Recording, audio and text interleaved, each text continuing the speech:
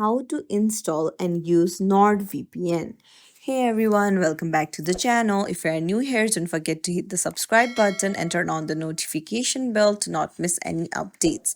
So let's dive right in. First things first, go to your app store and then search for NordVPN and then install it. So after you have installed it, hit open and then NordVPN will open up.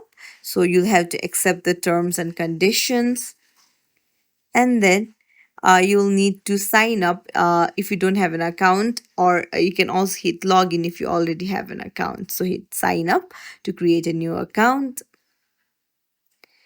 and then it will take you to another page. So while we're doing that, giving us a quick like and subscribe to our channel will be fantastic. So you can either choose to sign up with Google, your Apple account, or put in an email address. So I'll sign up with Google. Uh, uh, Put in your password as well. And that's it. Once you have put in your email address and logged in, you'll be able to use NordVPN very effectively.